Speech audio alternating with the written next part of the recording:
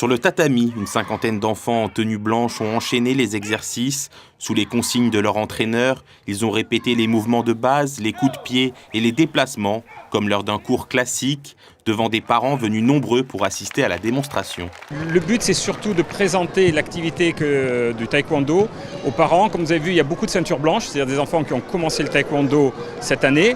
Et donc, ça permet de faire découvrir aux parents quelle est l'activité des enfants. Surtout, comme vous avez vu, le public et nos membres sont relativement jeunes. Ils ont 4 ans, 5 ans, et souvent, ils ont du mal à parler à leurs parents de ce qu'ils font. Moi, les parents peuvent venir voir. La salle est grande et on essaie de faire ça au moins 2-3 fois par an dans des journées portes ouvertes, soit à la salle d'entraînement, soit dans quelque chose de plus grand, comme c'est le cas aujourd'hui. La discipline séduit de plus en plus, notamment chez les jeunes, et la Fédération monégasque de taekwondo compte déjà 230 licenciés. Et pour continuer à grandir, elle mise avant tout sur la jeunesse. On se développe sur divers axes, surtout les enfants. Environ 80% de nos membres sont des enfants qui ont moins de 12 ans. Et notre vocation, notre ADN, c'est vraiment les enfants. Après, notre partie, c'est la compétition que vous avez pu voir.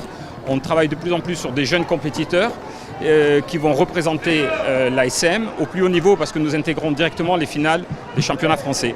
À travers ces journées de découverte, l'ASM Taekwondo espère attirer de nouveaux enfants et transmettre une passion qui dépasse le simple cadre du sport.